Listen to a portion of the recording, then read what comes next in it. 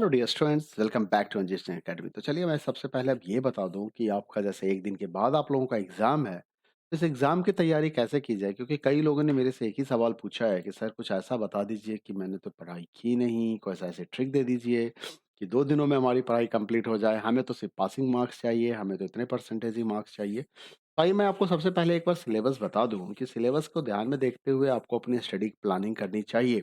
अब क्योंकि आपके पास सिर्फ आज की नाइट और कल का दिन और नाइट ही बचेगा, टोटल कहने का अर्थ तो 36 घंटे हैं आपके पास अभी।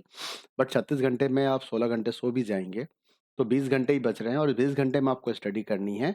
तो आप कैसे प्लान करेंगे सो दैट कि आपकी स्टडी कंप्लीट हो। जैसा कि देख सकते हैं, मैं आईटी के सिलेबस को ओपन करके रखा हुआ 2022-23 के सेशन का, जहाँ पे बताया जा रहा है कि थ्योरी 60 मार्क्स के और प्रैक्टिकल 40 मार्क्स के होंगे।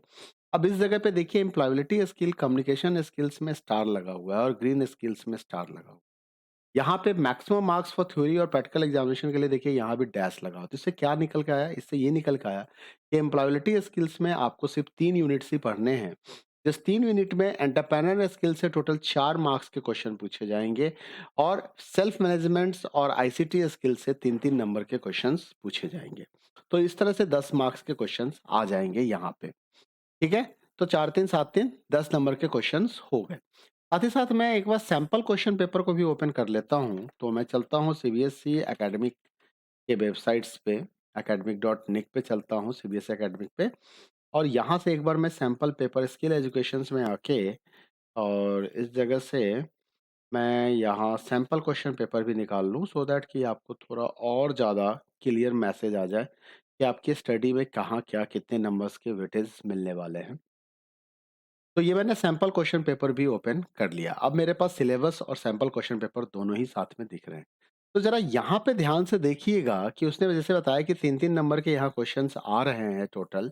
3-3 4 3 7 3 10 नंबर का। अगर हम सैंपल क्वेश्चन पेपर को ध्यान से देखें, तो सैंपल क्वेश्चन पेपर में क्या दिख रहा है कि टोटल क्वेश्चन 4 यहाँ पूछे गए हैं। 2 क्वेश्चन और 2 क्वेश्चन, यानी कि 4 नंबर का क्वेश्चन यहाँ पे 2 मार्क्स के 2 क्वेश्चन आए। तो 2-2 4 नंबर ये हो गए और 2 क्वेश्चन यहाँ से आए, तो 6 मार्क्स के क्वेश्चन आ गए यहाँ से। और आईसीटी स्किल्स से भी देखा जाए तो 2 नंबर के 1 मार्क्स के क्वेश्चन और 1 नंबर के 2 मार्क्स के क्वेश्चन आपके पास आएंगे। और एंटरप्रेन्योर स्किल्स की अगर हम बात करें तो 2 नंबर के क्वेश्चन यहाँ से मिल रहे हैं और 1 मार्क्स के 2 क्वेश्चन और 2 मार्क्स के 2 क्वेश्चन। अब टोटल 5 क्वेश्चन में से आपको किसी 3 क्वेश्चंस का आंसर करना है।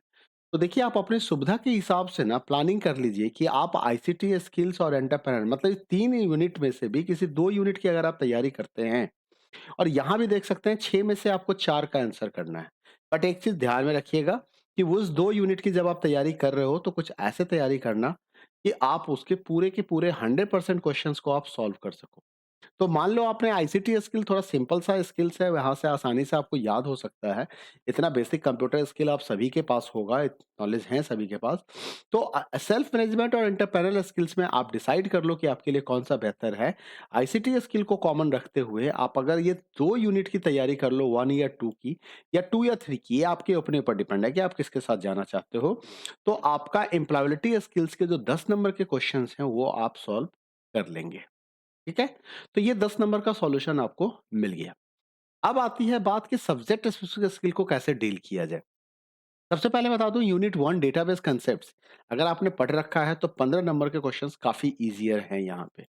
यूनिट 2 और यूनिट 4, इन दोनों यूनिट को अगर आप ध्यान से देखेंगे तो यहाँ पे भी 10 और 5 15 नंबर, तो टोटल 15 नंबर के क्वेश्चंस यहाँ से भी आपको मिल जाएंगे। अब अगर 60 का 50% मैं करूं तो 30 नंबर होते हैं, यानी कि आपको पास होने के लिए, यानी ऐसे देखा जाए तो 33% के हिसाब से 20 नंबर आपको आने चाहिए, 21 नंबर आने चाहिए। ठीक है, लेकिन अगर आप 50% स्कोर की बात कर रहे हैं तो हम मान के चलते हैं कि एम्प्लॉयबिलिटी स्किल में आपने 10 नंबर ले लिए, तो आपको यहाँ पे 20 नंबर ही लेने हैं। और उस 20 नंबर के लिए अब आपके पास, अगर आप यूनिट 2 के साथ जाते हैं, सिंपल यूनिट है, और यूनिट 4 भी काफी सिंपल सा यूनिट है, तो 2 और 4 के साथ अगर आप जाते हैं तो 15 नंबर आपको यहां से मिल जाएगा। लेकिन अब अगले 5 नंबर के लिए या अगले 15 नंबर के लिए आपको क्या करना चाहिए, तो उसके लिए आपके पास ऑप्शन बचता है यूनिट 1 डेटाबेस कंसेप्ट। तो यानी कि यहां भी आपको एटलीस्ट 3 यूनिट की तैयारी करनी होगी, यूनिट 1, यूनिट 2 और यूनिट 4। या यूनिट 3 और यूनिट 2 की तैयारी कर लें आप, यूनिट 3 या यूनिट 2 की तैयारी कर लें तो भी आपका बात बन जाएगा। बट अब आपको ये देखना होगा कि जब आप यूनिट 3 की बात कर रहे हैं, तो आपको कितने सारे टॉपिक्स यहाँ पे पढ़ने हैं, कितने सारे कंसेप्ट्स आपको देखने हैं। अब इसमें भी मैं आपको कुछ बता दूँ कि जैसे कि अगर आप इसके डिटेल सिलेबस के अंदर आते हैं, तो आपको क्या देखने को मिलेगा कि डेटाबेस कंसेप्ट में मल्टीपल टेबल से रिलेटेड कोई भी क्वेश्चन नहीं पूछा जाएगा। तो सिंपल सा क्वेश्चंस पूछा जाएगा जो 15 नंबर्स के होंगे। उसके बाद अगर हम देखा जाए हम देखें अगर यूनिट 2 की बात करें तो यूनिट 2 में से case study, online game, online quiz, online bill calculator यहाँ से भी कोई क्वेश्चंस नहीं पूछे जाएंगे। साथ ही साथ जावा की अगर मैं बात करूं तो असर्शन और थ्रेड से भी क्वेश्चन नहीं पूछे जाएंगे। ये ऐसे टॉपिक है जहां से क्वेश्चंस आपके बोर्ड एग्जाम में नहीं आएंगे। तो अब ये आपको डिसाइड करना है कि आप तैयारी कैसे करना चाहते हैं। मेरे हिसाब से अगर आप चलते हैं और आपको सिर्फ पासिंग नंबर ही चाहिए इस पेपर के अंदर में, तो एम्प्लॉयबिलिटी स्किल्स के 2 यूनिट की तैयारी कर लीजिए। या फिर अगर एम्प्लॉयबिलिटी स्किल्स को बिल्कुल टच करना नहीं चाहते हैं, बिल्कुल टच करना नहीं चाहते हैं, तब आपको अगर मार्क्स चाहिए तो आप यूनिट 1 के साथ जाइए, यूनिट 2 के साथ जाइए और यूनिट 4 के साथ जाइए। लेकिन यहाँ पे रिस्क फैक्टर थोड़ा-सा रहेगा, क्योंकि आपके टोटल 15 और 15 30 नंबर की तैयारी हो पाएगी। और 30 नंबर की तैयारी करके 30 नंबर लेके आना, ये थोड़ा मुश्किल काम है, जब आपने बिल्कुल स्टडी नहीं किया है। तो यहाँ पे आप फँस सकते हैं। तब आपको डिसाइड करना होगा, या तो आप सब्जेक्ट स्किल को सारे के सारे को पढ़ जाइए, 20 10 30 15 10 25 और 5 30 20 50 नंबर की तैयारी कीजिए।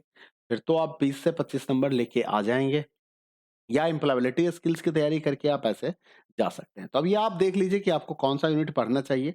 मैंने आपको ये बता दिया कि किस यूनिट से कितने वेटेज के क्वेश्चंस पूछे जा रहे हैं। डेटाबेस कांसेप्ट से अगर देखा जाए तो यहाँ पे टोटल 10 क्वेश्चंस, 2 मार्क्स के 2 क्वेश्चन और 4 मार्क्स के 1 मार्क्स के 3 क्वेश्चन। तो यहाँ पे 4 3 7 दो 9 है ना? 4 और 3 7 और 4 11, 11 10 21, टोटल 21 नंबर के क्वेश्चंस यहाँ से पूछे जाएँगे।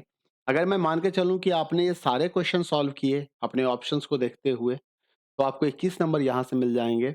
ऑपरेटिंग वेव का भी देखा जाए तो 9 और 1 9 4 13, 13 नंबर के क्वेश्चंस पूछे जा रहे हैं। ऑप्शंस में होंगे, 13 नंबर आप यहाँ से भी एक्वायर कर सकते हैं। वर्क इंटीग्रेटेड की अगर हम बात करें तो 2 मार्क्स का एक क्वेश्चन आएगा और 3 मार्क्स का एक क्वेश्चन आएगा, तो 3 2 5 नंबर और प्लस 1 6 नंबर के क्वेश्चन पूछे जा रहे हैं।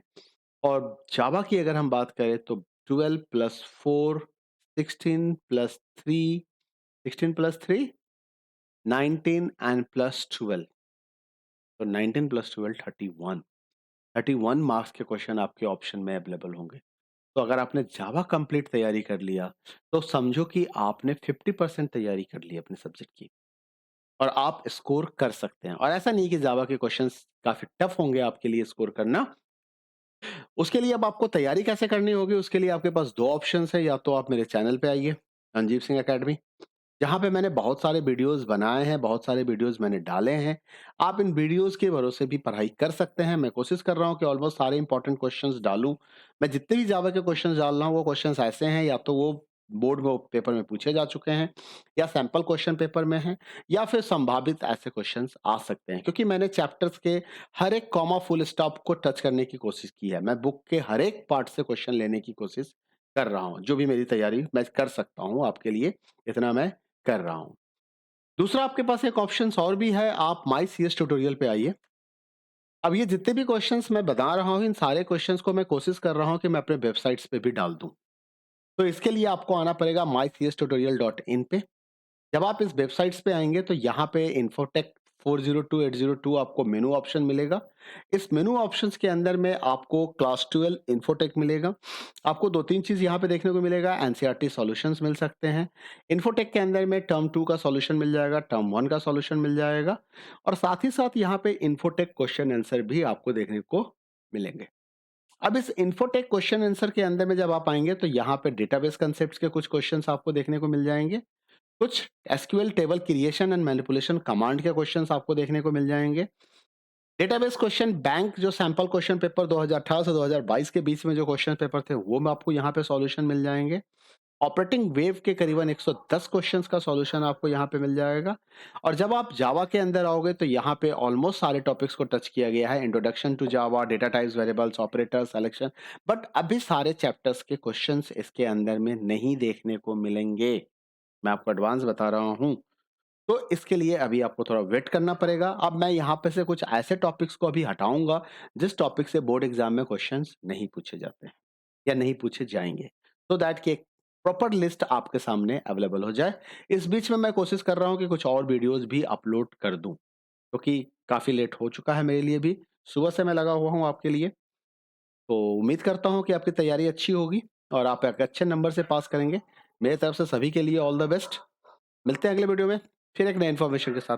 वीडियो पसंद आए तो लाइक करें, शेयर करें, चैनल सब्सक्राइब नहीं किया तो सब्सक्राइब करें। Thank you, bye bye, take care.